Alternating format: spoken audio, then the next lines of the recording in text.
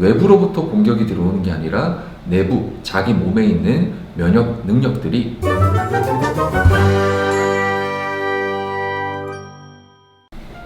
안녕하세요. 범어동물의료센터 내과를 맡고 있는 수의사 박준석이라고 합니다. 오늘 이 시간에는 강아지에 있어서 알러지 피부병에 대해서 한번 알아보는 시간을 가질 거예요. 보호자분들께서 병원에 들어오실 때 우리 아이가 아토피가 있어요. 우리 아이가 알러지 피부병이 있어요. 이렇게 이야기를 하시는데 알러지랑 아토피랑 정확하게 어떤 개념인지 요거에 대해서 일단 알고 계셔야 됩니다. 첫 번째, 알러지라고 하는 거는 말 그대로 우리 몸에 있어서 피부라고 하는 이 장벽층을 세균, 곰팡이, 기생충과 같은 여러 가지의 이제 유해 요소들이 공격을 하는, 바깥쪽에서 공격을 하는 게 아니라 안쪽에 있는 면역 세포들이 피부를 막 공격을 하는 거예요.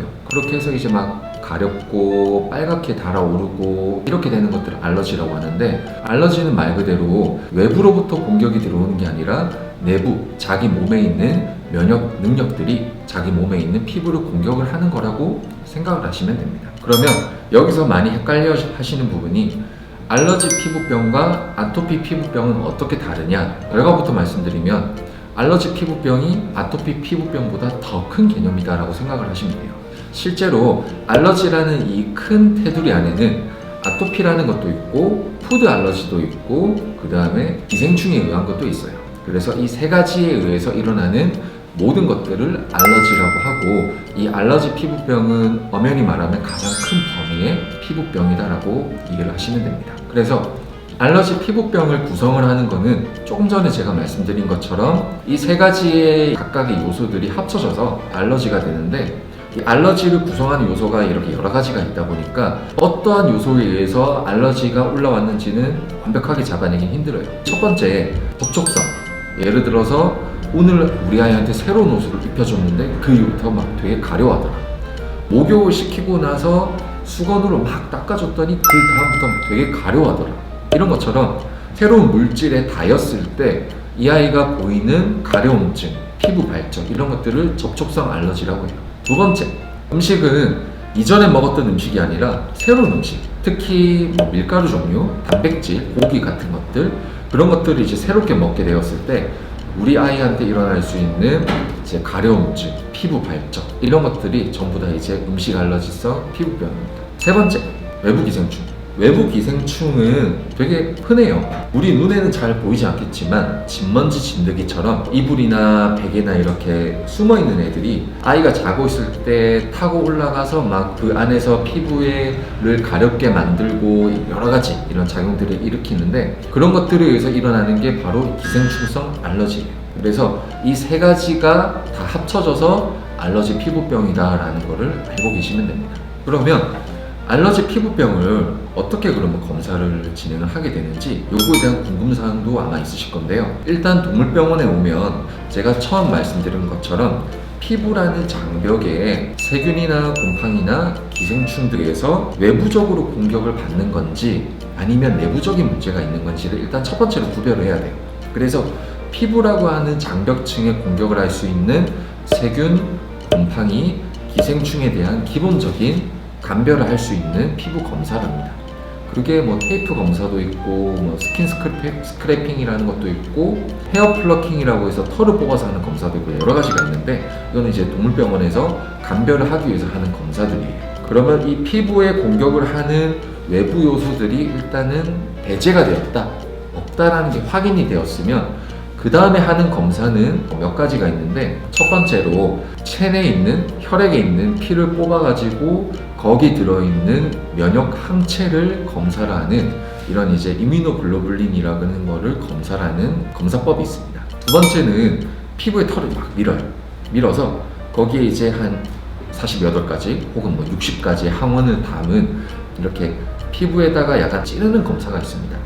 IDST라는 검사가 있는데 이걸 통해서 실제로 어디에서 알러지가 일어나는지를 확인하는 방법이 있습니다. 각각의 다 장단점이 있기 때문에 검사법에 대한 장단점은 꼭 피부를 전문적으로 보는 병원에 방문하셔서 어떤 검사가 우리 아이한테 맞는지, 이 검사의 장단점은 무엇인지를 한번 듣고 그 다음에 진행을 하시는 게 맞다고 생각이 됩니다. 그러면 집에서 이렇게 좀 관리를 할 때 주의할 만한 사항 같은 건 없는지 그거에 대한 이제 궁금사항도 있으실 건데, 첫 번째, 일단은 접촉을 최소화해라.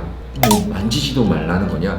그런 게 아니라 강아지라고 하는 동물의 특성상 털을 다 가지고 있는데 피부병을 가지고 있는 아이들한테 옷을 입힐 필요가 없죠. 나는 근데 너무 우리 아이한테 옷을 입히고 싶다, 혹은 겨울에 너무 추운 것 같아서 무언가를 입히고 싶다라고 한다면 반드시 순면 재질로 된 거를 입히시는 게 좋습니다. 섬유 화학 제품들을 입히시게 되면 그걸로 인해서 아이가 또 알러지 반응이 일어나거나 여러 가지 접촉성 알러지가 일어날 수 있으니까 되도록이면 입히지 않는 게 좋고, 두 번째는 접촉성 이 알러지와도 연관성이 있는 건데, 목욕을 하고 난 다음에 말릴 때 일단은 말리기 전에 수건으로 이렇게 닦이죠.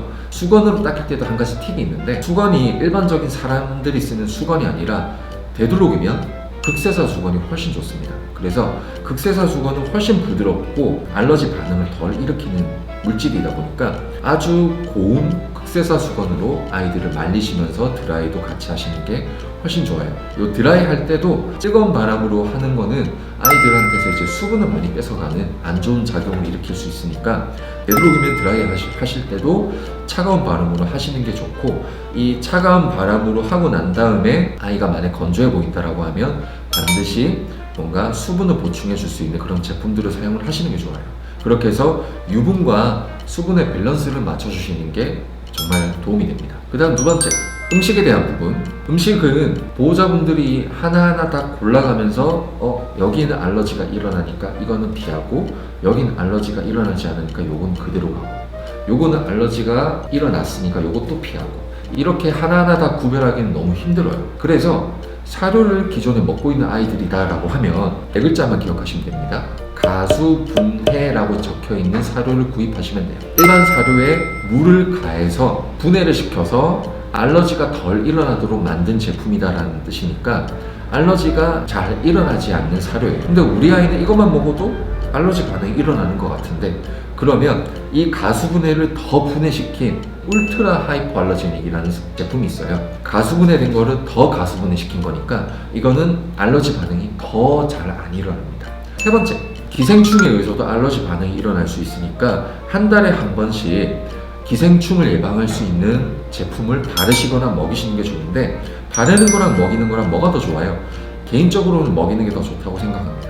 바르는 거는 바르고 나서 우리 아이가 약욕을 하기 때문에 3일 뒤에 또 목욕을 한다라고 하면 남아있는 어느 정도의 그런 성분들이 많이 날아갈 수 있습니다. 그래서 약효가 생각했던 것보다 조금 떨어질 수 있으니까 먹이는 거를 추천을 드리고, 시중에 나와 있는 여러 가지 제품들 중에 브라벡토 같은 건 먹었을 때 3개월까지도 가는 그런 제품들이니까 이렇게 좀 오랫동안 가는 기생충 예방약을 먹이시게 되면 훨씬 아이들한테 도움이 될 거예요. 그래서 제 개인적으로는 바르는 것도 좋긴 하지만 먹이는 게 조금 더 좋은 것 같다라는 생각입니다. 자, 오늘 알러지란 무엇인지, 이 알러지를 진단은 어떻게 하고, 그러면 집에서 할 수 있는 팁은 어떻게 되는지, 이런 것들을 간략하게 알아봤는데, 다음 시간에 알러지 피부병이 있을 때 검사법 좀 더 자세하게, 그리고 장단점 이런 것들에 대해서도 한번 다뤄보도록 하겠습니다. 오늘 내용이 도움이 되셨다면 좋아요와